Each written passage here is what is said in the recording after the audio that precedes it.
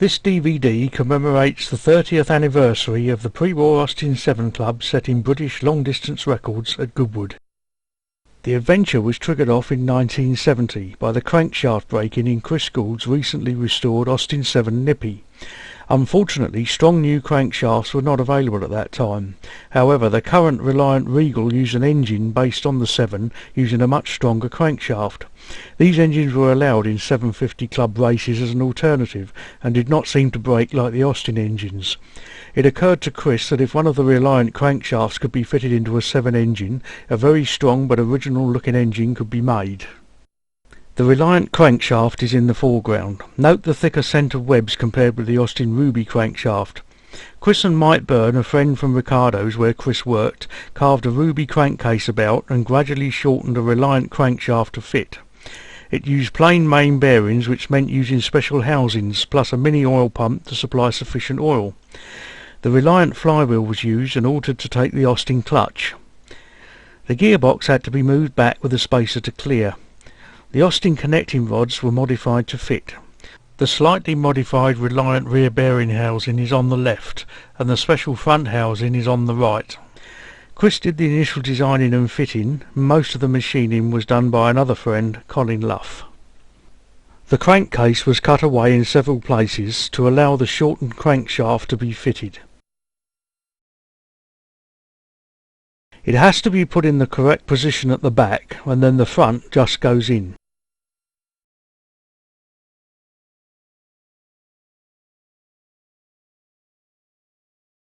The oil pump is driven by a tongue machined into the front of the camshaft. A steel plate is fitted on the front of the case and the oil pump mounting is spigoted into it.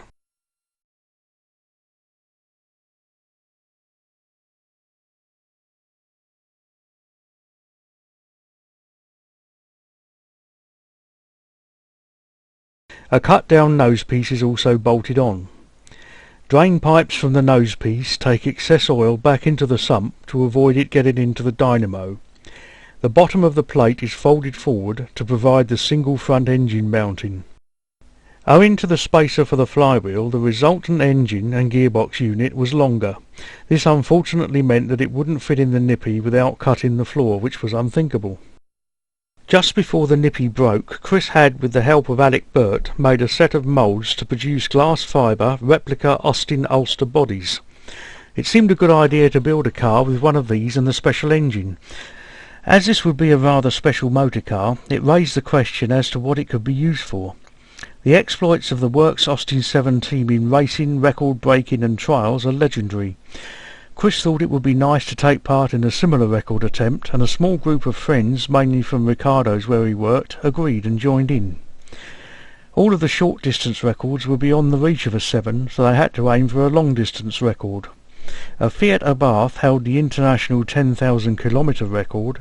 The next further recognised distance was 10,000 miles, which had never been set, so they decided to go for that.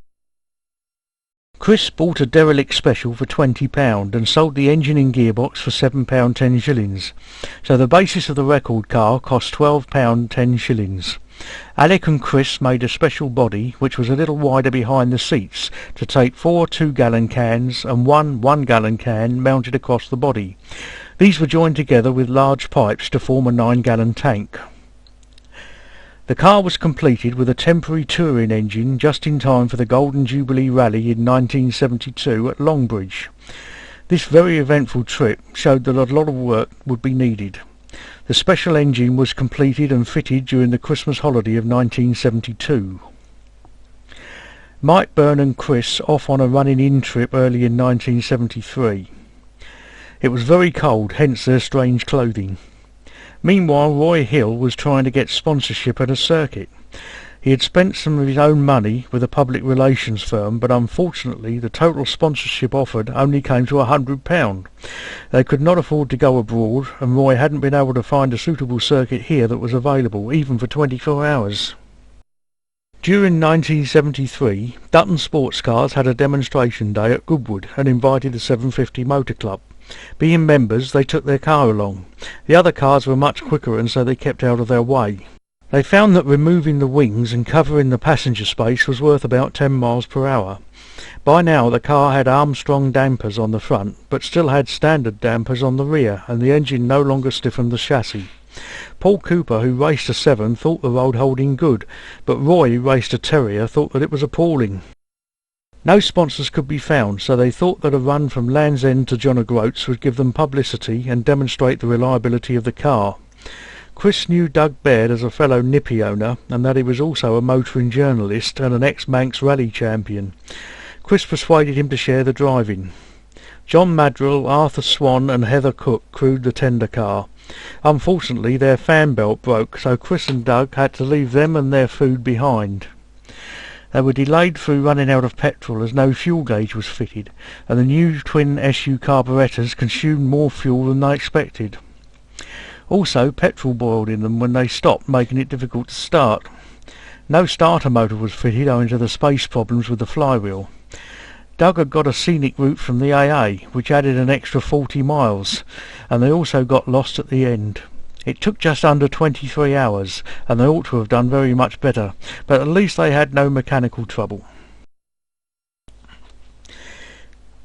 Still no sponsors were found, and Roy couldn't find a saucer-type track at a reasonable price.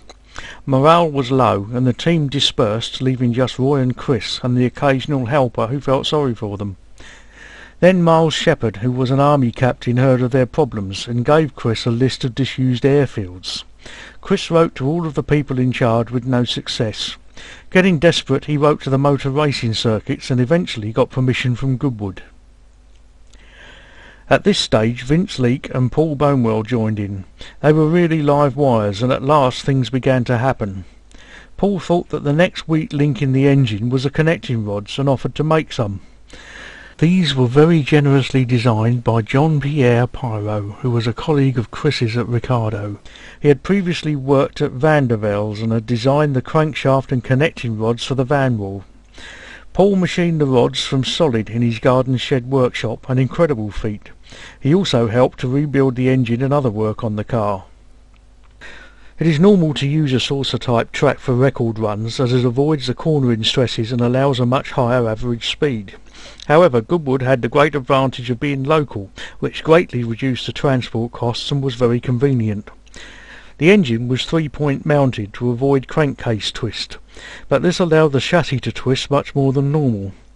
The car had to pass a noise test at Goodwood when the team were disappointed to find that they could only lap at about 54 miles per hour due to the handling and the engine now lacking power.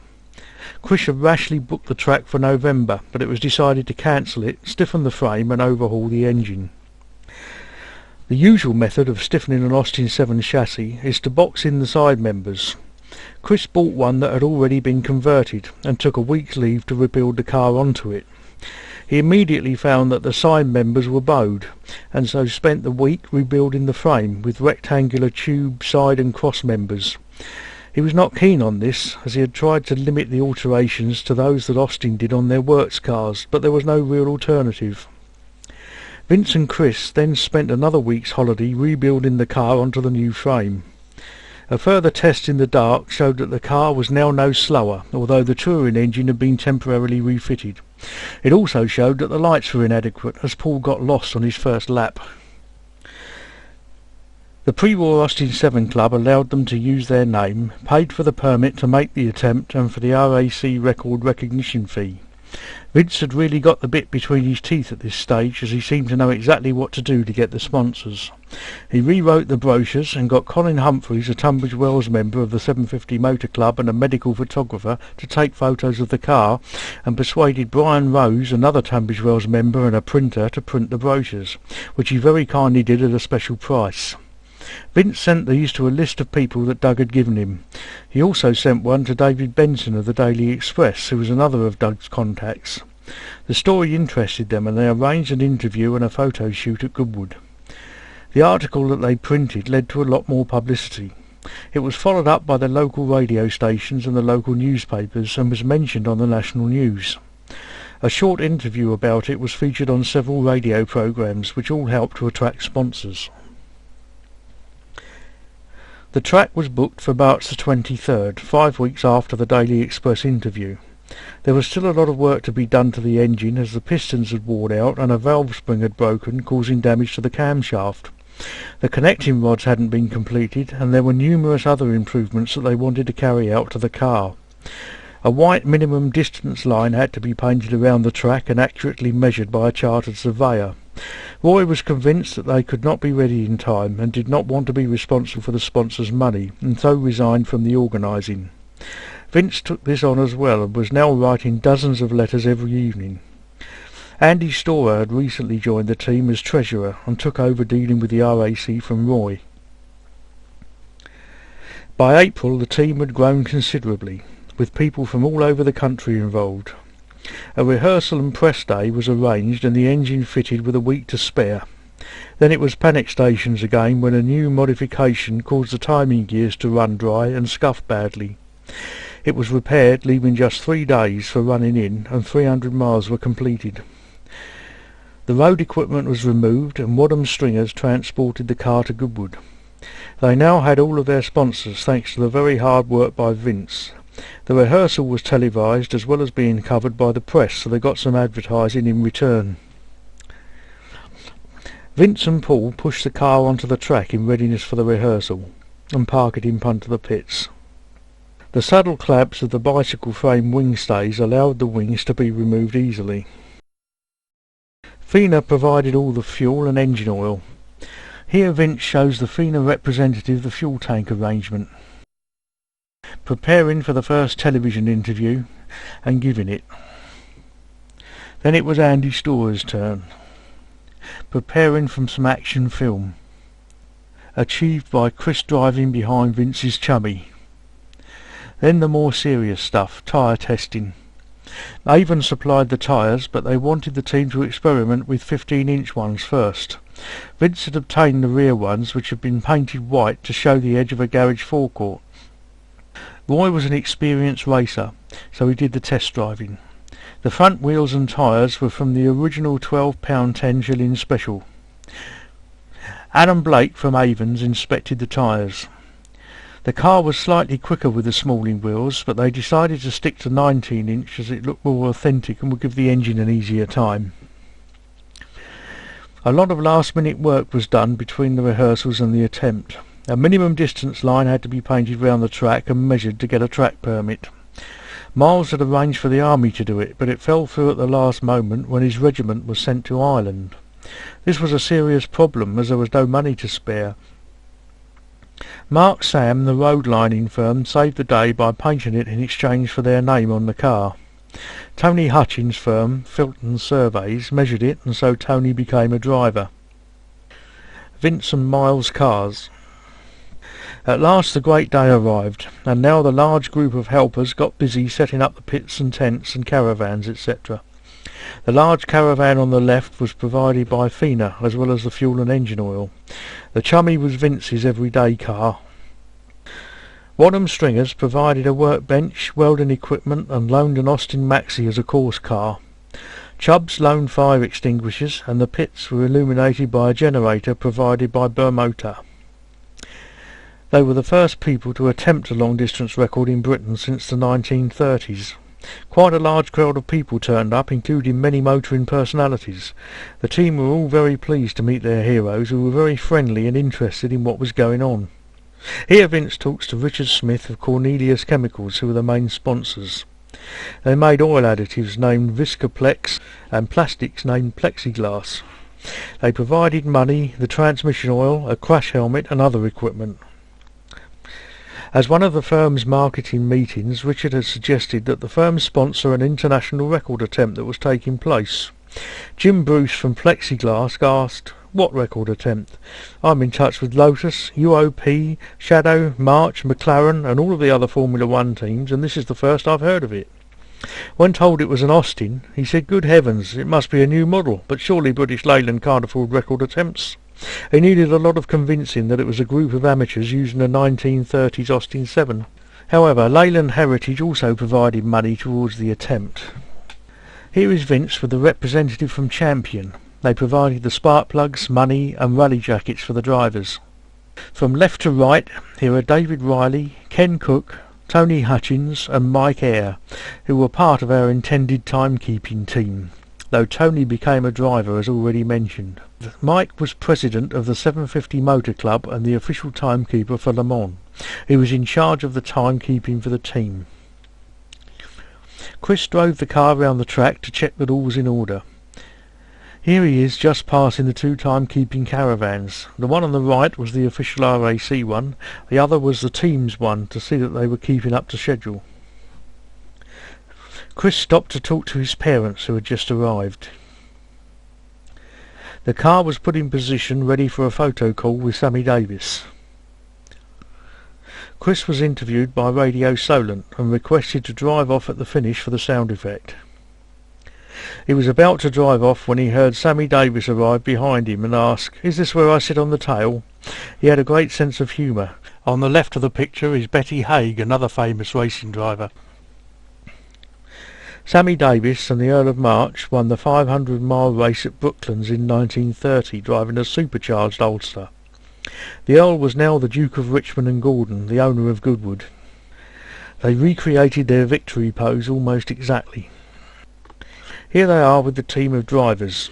From left to right they were Vince Leake, Andy Storer, Tony Hutchins, Roy Hill, Paul Mullin, Stan Marsh, Paul Bonewell and Chris Gould. The man facing the camera behind Sammy Davis was Stanley Edge. As an 18-year-old apprentice, he and Lord Austin designed the Austin 7 and saved the firm from bankruptcy. Sadly, his wife, who had stayed at home, died while he was at Goodwood. The cover was fitted over the passenger seat in preparation for the start. Pat Driscoll, the world-famous Works 7 driver, couldn't resist trying it for size. He held the flying mile record for 750cc cars in 1936 in a single-seater 7 at 122 miles per hour. At last they were nearly ready to start. Les Needham, the RAC steward, would signal to the Duke to drop the flag. Due to a misunderstanding, the car was kept waiting on the start line too long before the start. The Duke dropped the Union flag and Chris staggered away on 3 cylinders.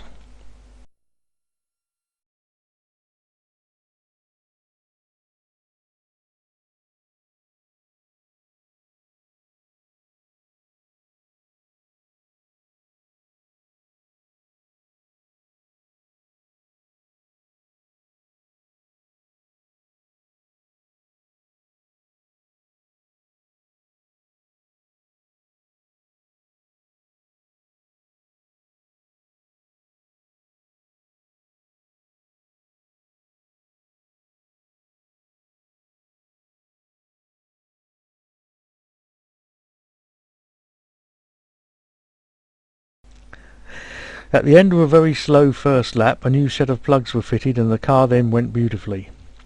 With a little practice it was possible to lap at over 60 miles an hour, but it was decided to aim for about 58. However, it needed restraint and several of the drivers had to be told to slow down. Quite a lot of spectators turned up. That was Betty Haig walking past the pits.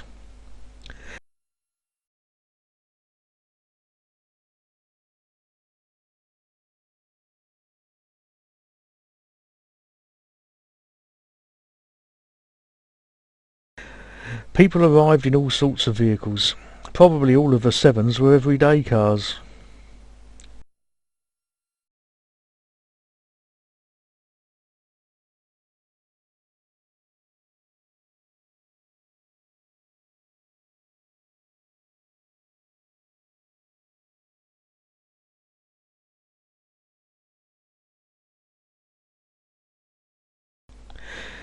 Driving was done in 3-hour shifts until 9 p.m. and then 2-hour shifts through the night until 7 a.m. The driving order was that Paul Mullin took over from Chris, followed by Stan, Paul Bonewell, Roy, Andy, Tony and then Vince. The headlights had separate switches and just one headlight was used to ease the load on the dynamo. Vince had arranged the wiring so that the charge was increased when the light was turned on. One light was adequate to follow the minimum distance line. There was a shortage of pit staff during the night and 1 or 2 people put in very long hours. Alex Robertson was manning the pits alone for about 24 hours on one occasion.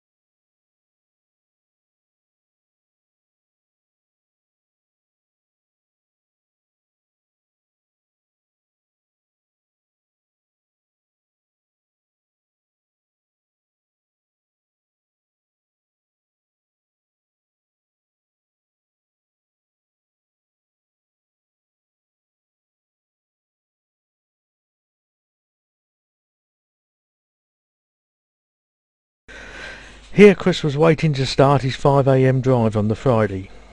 The team had already been astonished when Les Needham, the RAC steward, told them that they had set the British 1,000-mile class record. They had concentrated so much on the international record that they hadn't even considered that British records might be possible.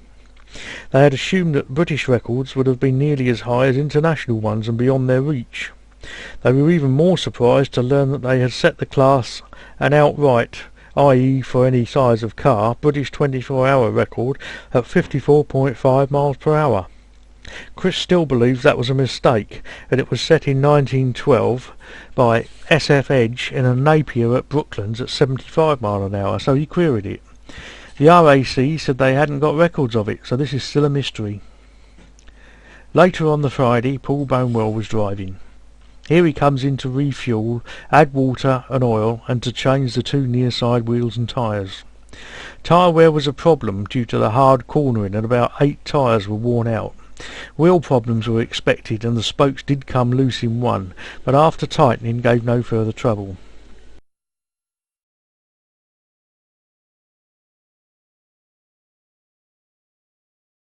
It was Miles Shepherd operating the quick lift jack.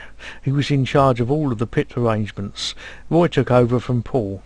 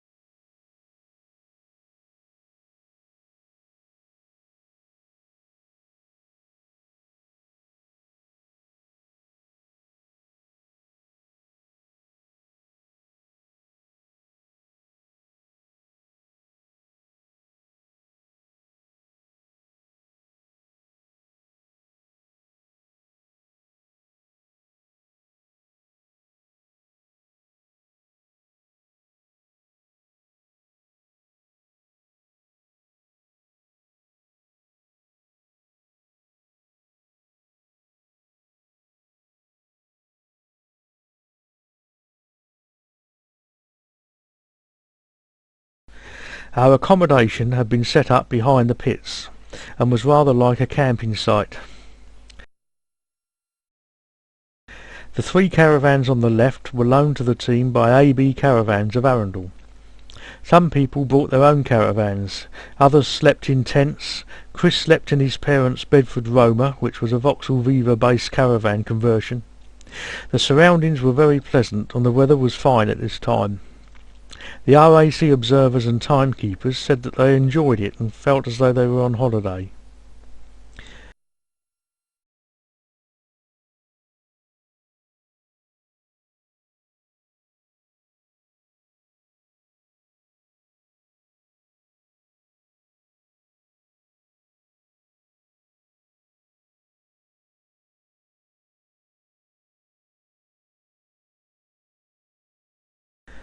Roy continues his drive. The car was running beautifully, and he must have been enjoying it. It may seem monotonous, but that was how it was wanted to be. The drivers just concentrated on getting the car round reasonably quickly without stressing the car. The tyre pressures were 30 pounds per square inch in order to reduce the rolling resistance, but that did increase tyre wear. The front of the seat could be raised and lowered to make it easier to get in or out. Some of the taller drivers preferred it left in the lower position to give them more room. The only driving incidents that occurred were Vince spinning the car right round on one occasion and Tony going off the track on another. Luckily no damage was caused. However, damage was caused to the wildlife that strayed onto the track, mainly rabbits and hares, etc., though the Duke had warned them to look out for stags. Fortunately, the stags must have stayed away, as none were seen, let alone run into.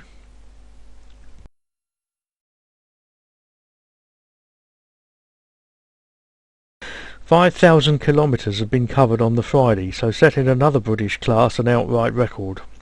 However, the next day Stan Marsh came in and complained about the engine feeling a little rough, and Paul Bonewell took over. Just after Paul had left, a nut and broken stud were found on the ground. Paul was called in, and it was found that 4 of the 9 block holding down studs had broken and the others were loose. These were tightened up and the car was sent out to the lap very slowly, while preparations were made to remove the engine.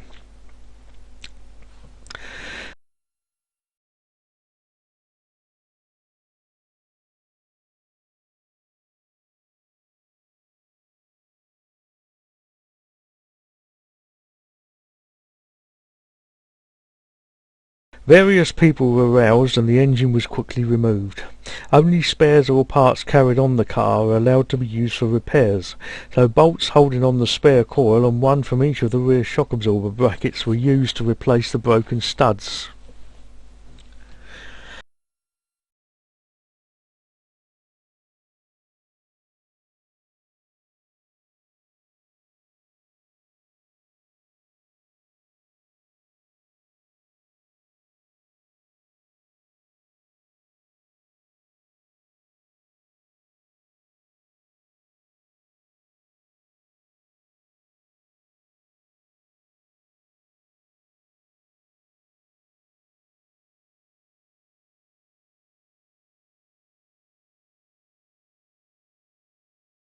The pit stop had lasted 5 hours and 9 minutes, dropping the average speed to 49 miles per hour.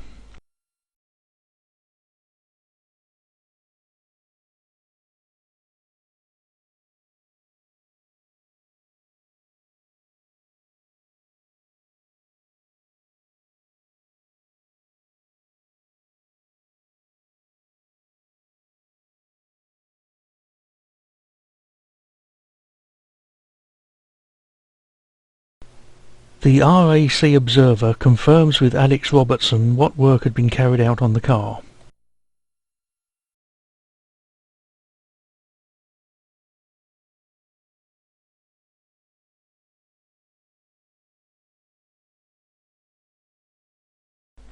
After a lap, Roy decided it was okay and then came in for his goggles. They continued running at reduced speed in the hope that the car would hang together. Unfortunately, the repair only lasted an hour until the new bolts sheared. Again the engine had to come out. The 5/16 bolts were replaced by 3/8 ones. This meant removing the cylinder block and drilling out the holes in the crankcase. The extra studs came from one engine mounting and a spark plug mounting bracket. 2 more were made by cutting a thread on the tommy bar of the spark plug spanner. The spare head gasket was used as a crankcase gasket in the hope that it would reduce the compression a little. The chassis was lubricated by those not working on the engine. It was decided to abandon the 10,000 mile record, but to continue at reduced speed to try to reach the British 5,000 mile record.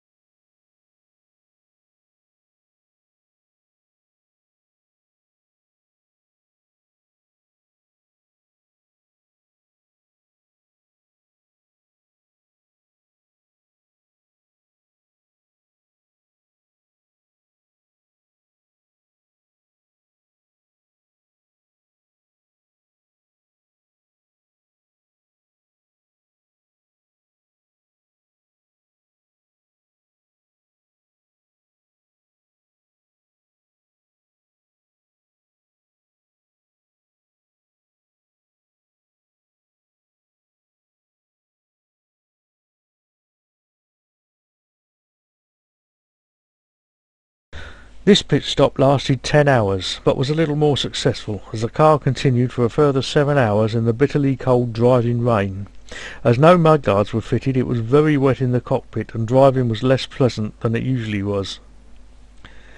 The works did have some trouble with the studs breaking on their higher revving supercharged engines, which was why they went over to the 10-stud block with stiffening webs. This engine was unsupercharged and had a 9-stud block, which was achieved by extending the centre main bearing bolt into the valve chest. It was a modification that was developed by Australian racing enthusiast. The engine had also been 3-point mounted to avoid crankcase twists, so the stud breakage had not been expected. One theory is that due to the extended running, carbon built up on top of the pistons so that they hammered against the head. Whatever the cause, the studs eventually broke again.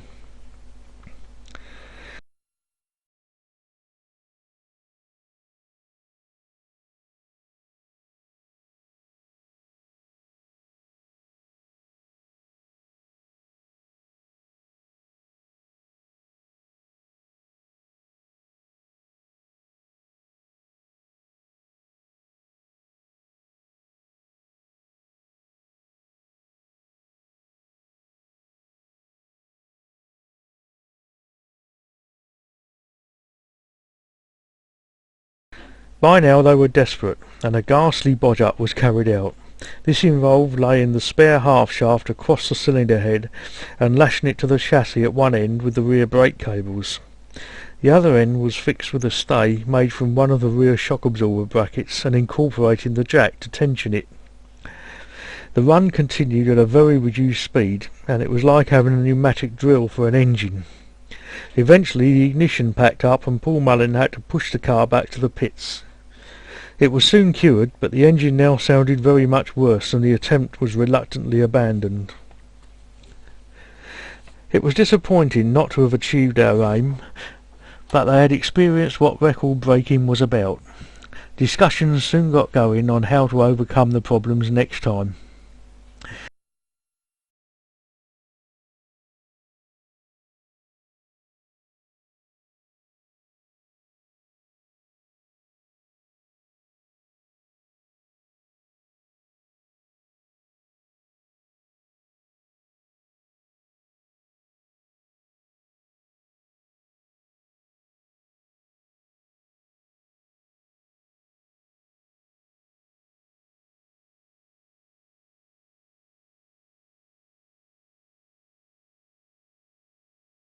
The end, but not the end.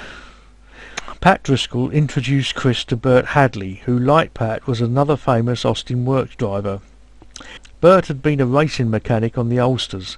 He told Chris that if the studs hadn't sheared, the cylinder block would have cracked, and that they must have a works-type block with heavy webbing if they were to try again.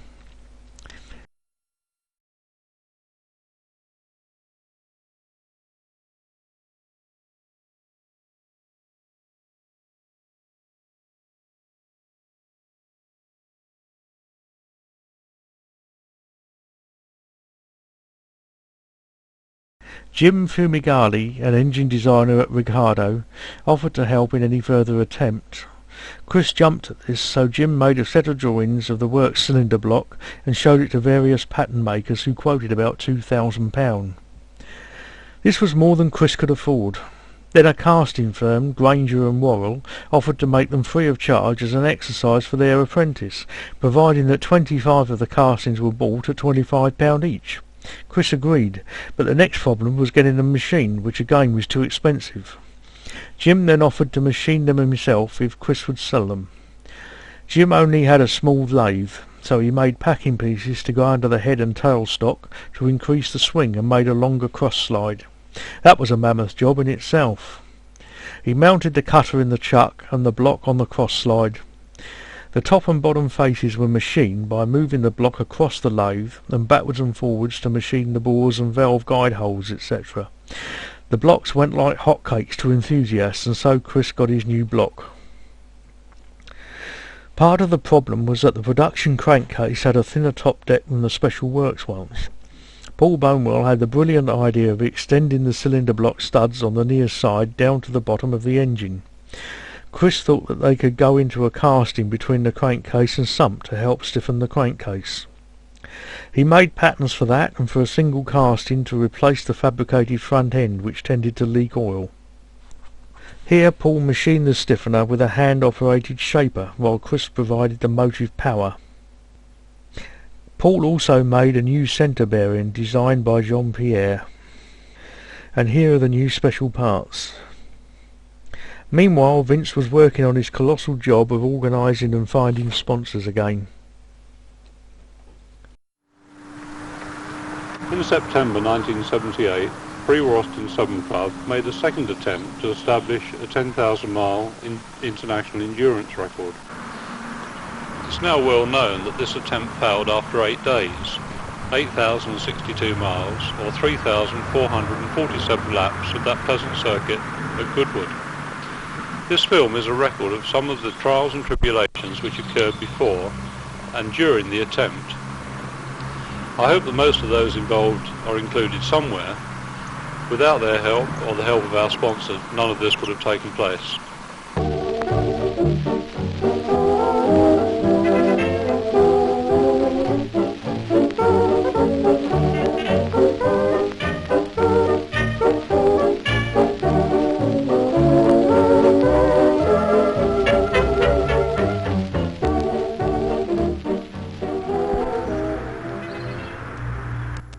Vince Leake, one of the leading organisers of the attempt, and Paul Bonewell, who manufactured many of the special engine components, both worked closely with Chris Gould, the owner, to prepare the Austin 7 Ulster replica for its second attempt on the record. Well, this is a scrapbook of the first record attempt that Chris Gould put together. It's fortunate really that Chris has had the patience to collect all these photographs of this, because I don't think I'd have the patience to do it. No. That's an interesting photograph. That's Tommy Davis. Well, that's the Duke of Richmond and Gordon. They're the 8 of us who drove it. These are photocopies of the certificate. You know, the records that we hold. The certificate of record. 5,000 kilometres. Oh yeah, there's the beer in your cine. Nearly forgot that. Chris, Paul and Vince spent several months preparing the components at their own homes in order to simplify the final assembly.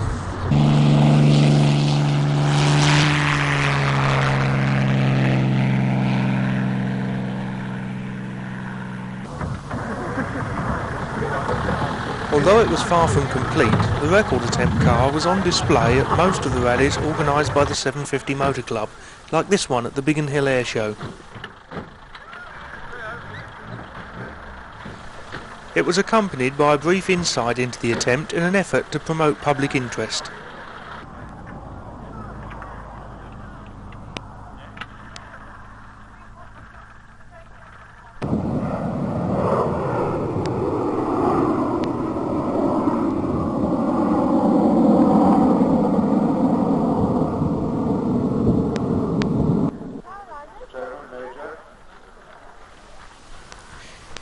The car gained several admirers from the South of England show at Ardingly, where it could be compared with its Leyland descendants.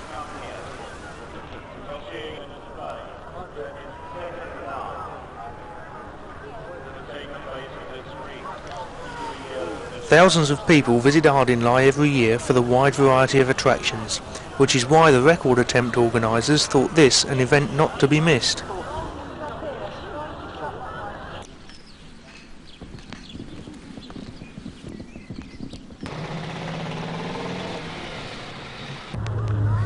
The Post House at Brentford provided the venue for the Essex Austin 7 Club's motoring extravaganza.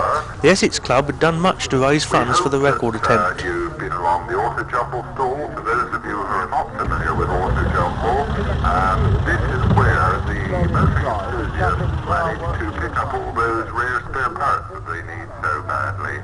And it's rather funny because the show was open at 10 o'clock this morning, but if you could see the amount of trading that went on. Lord Montagu's home at Bewley, being well known for its own motor museum, makes an ideal spot for a 750 Motor Club event.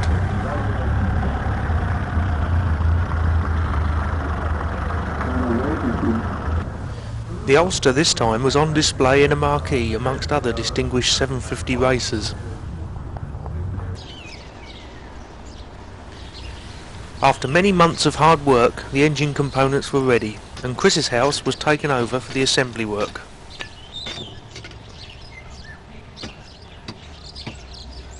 Which one? Foil, flat foil. Oh, crap, have you? Yeah, one small one. Oh, over here. No, I've got one.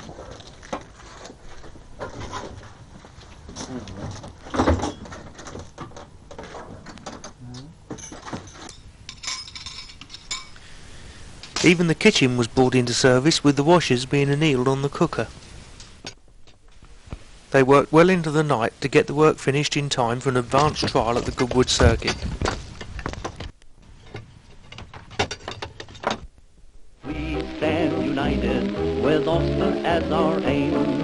Our path is lighted with progress for the flame. No shirkers, all workers, all playing the game for goodwill and fame. Shoulder to shoulder, secure against the fall. Bolder and bolder, we'll try to conquer all. We'll fight for, to right for the good of our name. We stand united with Austin as our aim. Yeah, can't adjust it anyway.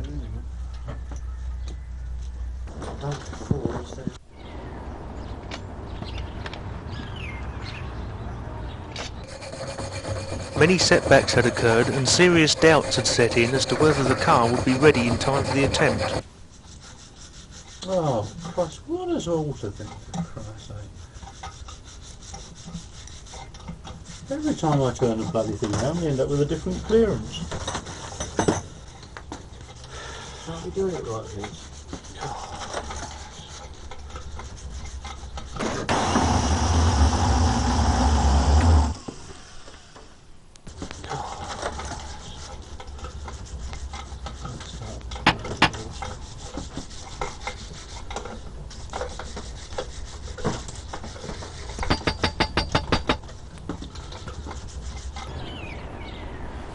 With the completion of the engine, a little more confidence was gained, but problems still remained. It was necessary for Chris to produce some modifications before the engine would fit into the car.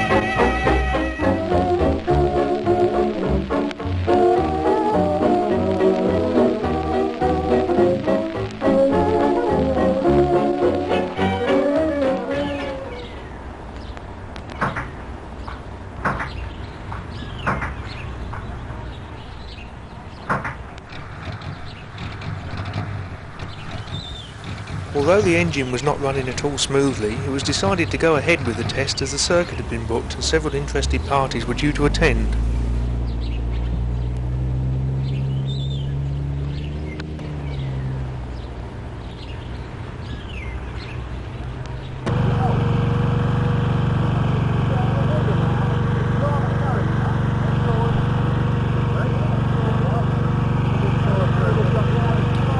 The trial did no more than confirm that further work was needed, so at the Hawkhurst Rally the engine was once more stripped down and reinstalled.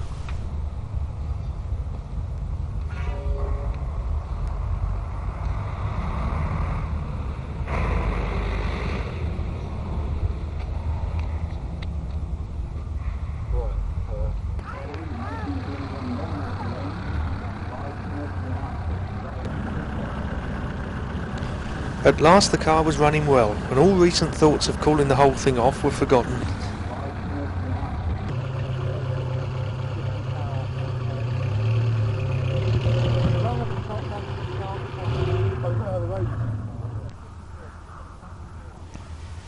Wednesday, September the 20th, 1978, and Goodwood was being made ready for the endurance test to start promptly at 3 p.m.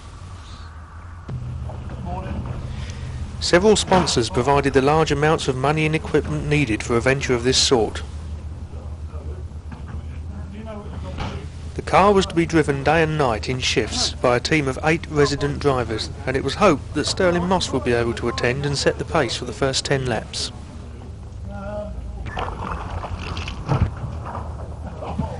BBC South sent a film crew to record the start. The film was shown the same evening on South Today.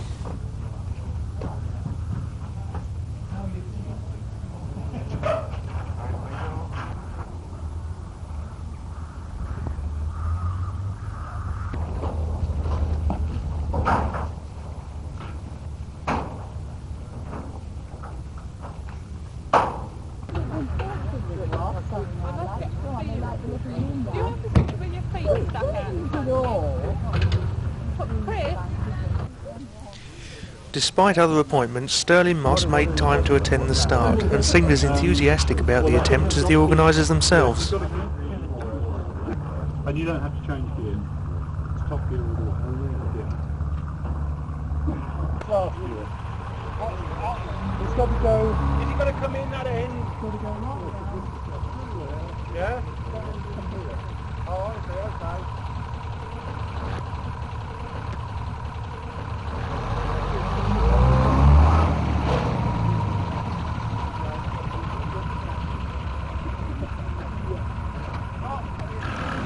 In order to film a dummy run, the TV crew were transported at relatively high speed around the circuit by Vince Leake in his own Austin 7. I can't say they seemed entirely happy about this arrangement. Preparations were now almost complete, and the pit crews were receiving a final briefing. Long-awaited reunions were in progress.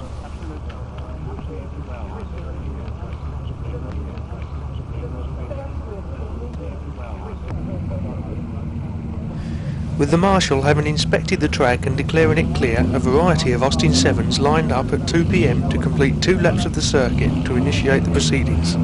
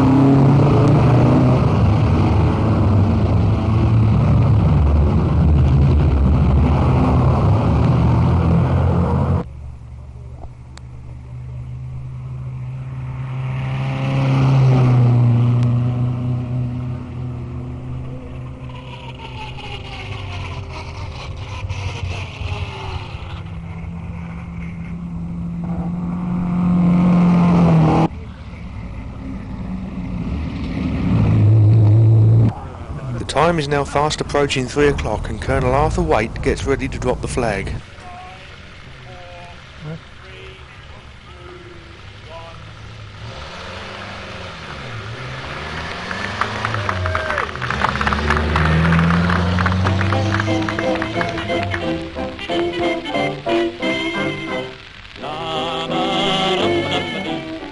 Everybody's got a motor car today.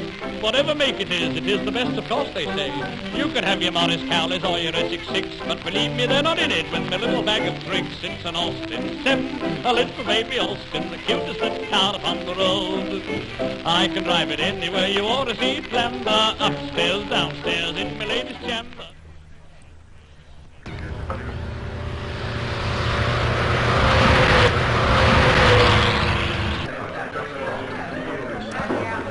reception was organised in the circuit restaurant for the guests and sponsors, and it was hoped that Sterling would be able to attend after his driving shift.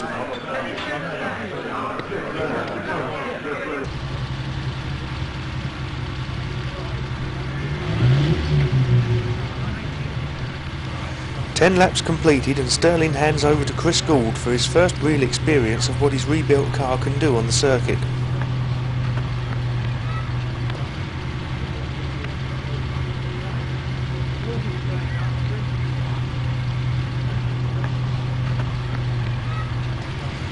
Unfortunately, Sterling was unable to attend the reception due to other pressing engagements, but the restaurant staff deserved and got much praise for their hard work ensuring the success of the function.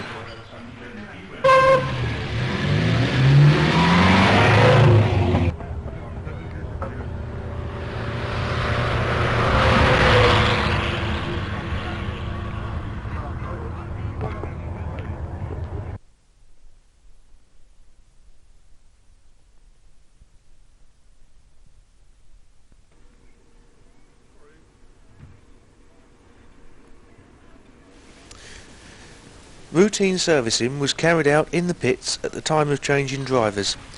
One of the rules for obtaining the record is that the driver must receive no assistance except in the pit area.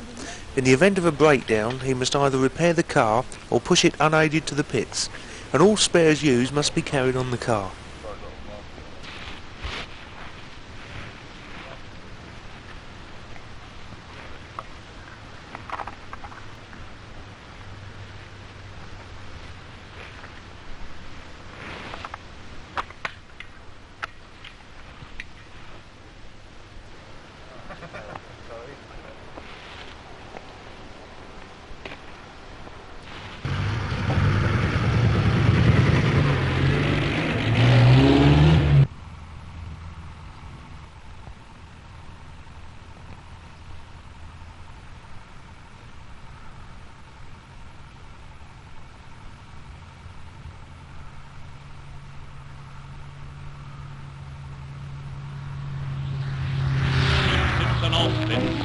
A little baby Austin, the cutest little car upon the road. I can drive it anywhere you want to see it clamber, upstairs, downstairs, in my lady's chamber. It matters not at all. You think it's rather small, but believe me, boy, it's heaven. 'Cause if you want to give the wife a run without all her relations, well, you cannot beat an Austin 7. It's an Austin 7, a little baby Austin, the cutest little car upon the road. I can drive it anywhere you want to see it clamber, upstairs, downstairs, in my lady's chamber. It matters not at all. You think it's rather small, but believe me, boy, it's heaven. It never stops, but if you do, you only need a shove if you drive a little Austin 7. In me Austin 7, a little baby Austin, the cutest little car upon the road. I can drive it anywhere you want to see it clamber, upstairs, downstairs, in my lady's chamber. I've got a mother-in-law, and you know how they jaw, and she's 14 stone 11. But she has to keep her knees up, and it stops her tongue from wagging in the back seat of me Austin 7.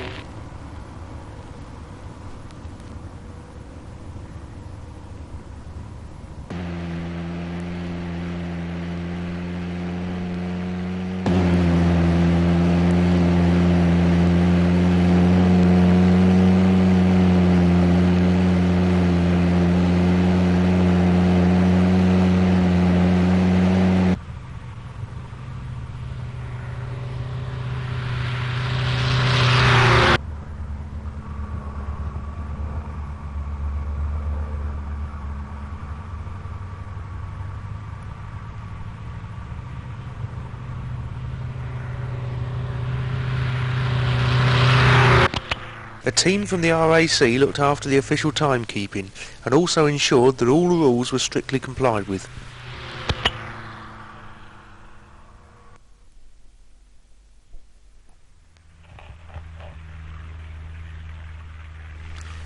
The record attempt also had its own timekeepers so that the lap time could be signalled to the driver and an assessment of progress could be made.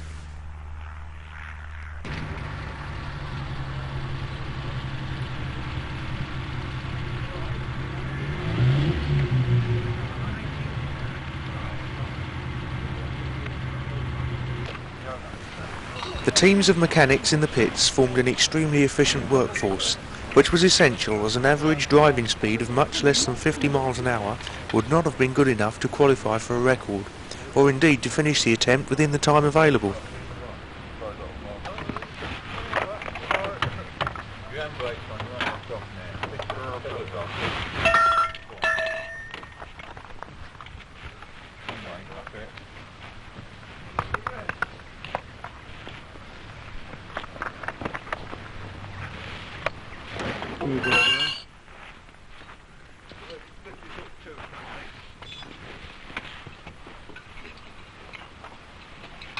Okay. Right.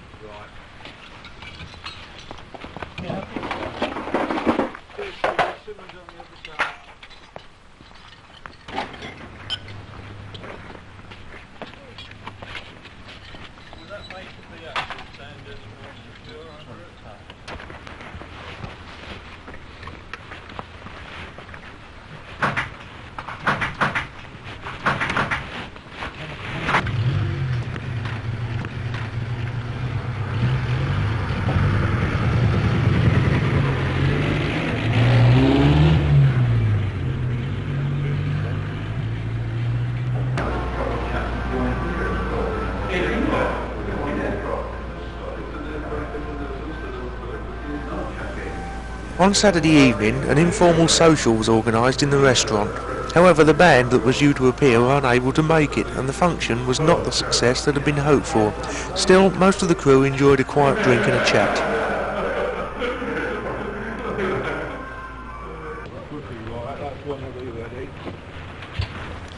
Early Sunday morning, the first problem appeared in the form of a broken half shaft. A spare was carried, and although not an easy task, was quickly fitted, and the sheared one returned to carried spares.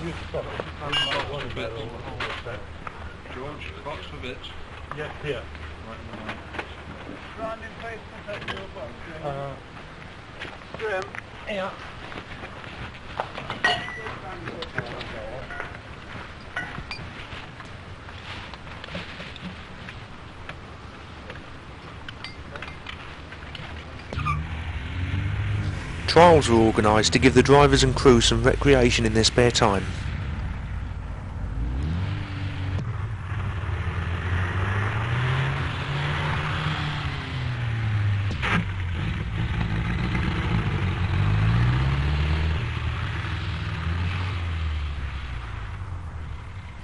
By Sunday afternoon, the halfway mark had been reached.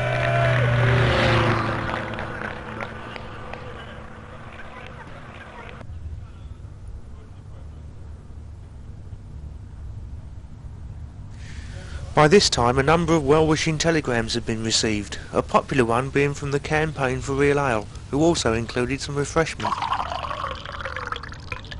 There we are.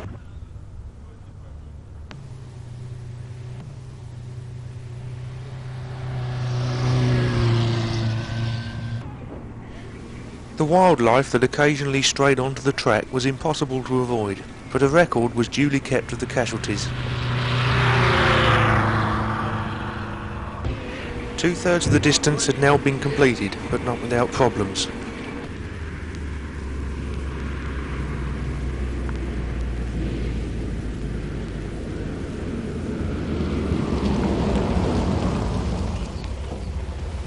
It was necessary to replace a half shaft 5 times during the attempt, although the time for this operation had been reduced to under 1 hour, which was incredible, as the spare half shaft had to be welded while the car was still in the pits to comply with the rules.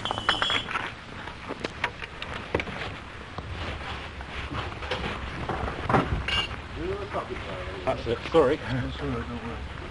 Okay.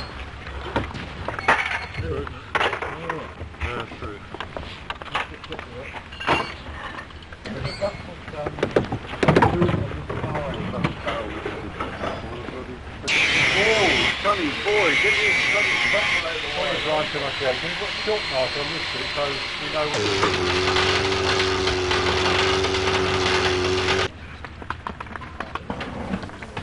Chris and others were now starting to have doubts.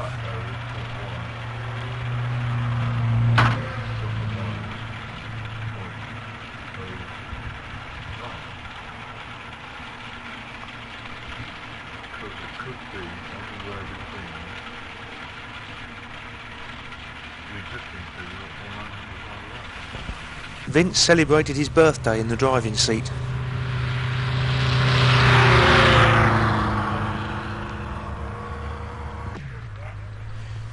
Ailments were setting in and a strained back was added to the casualty list. The Goodwood Flying School offered cut-price flying lessons to the team, and on Wednesday Vince was one of the first to try his hand.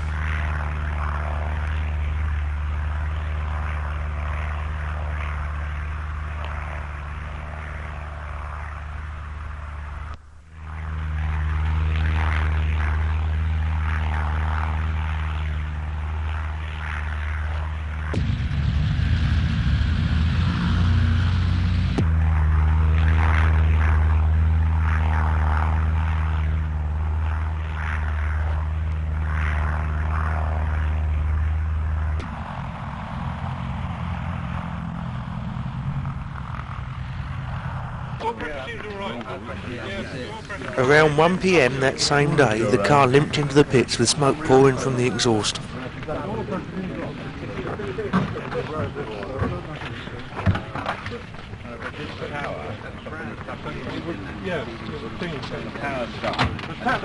You're running on a score where I was right down low.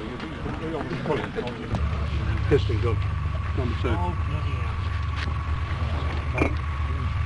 Sorry folks, I think that's it. Certainly nothing wrong with the bottom end, is there? Well, it's faintly scored, it's not bad. It's got a score on it, but yeah, but a little got a score as well. And so, with number 2 piston breaking up and a score in number 3 cylinder, a disappointed Chris decided reluctantly to abandon the attempt, as repair would take too long and running the car on 3 cylinders would probably destroy the engine altogether.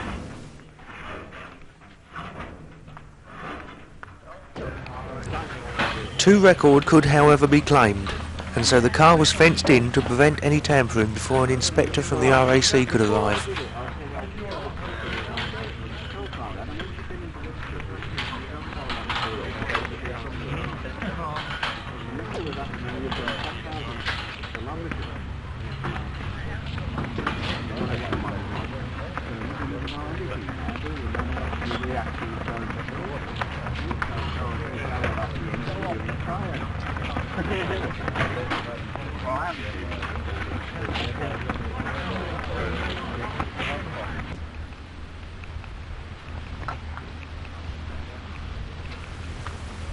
A thorough check was made by the RAC inspector on the specification of the engine, and the details were submitted to the international governing body, the FIA, for their approval and issue of the certificates.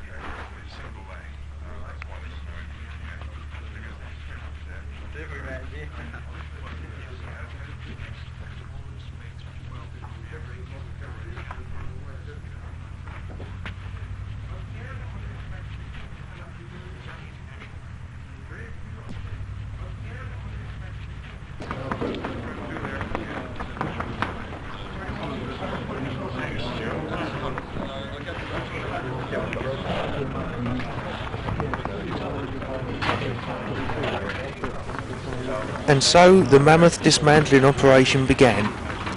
But amongst the disappointment of not achieving what they intended to do, some comfort was drawn from the fact that 8,062 miles of non-stop motoring in a pre-war Austin 7 is certainly no mean feat.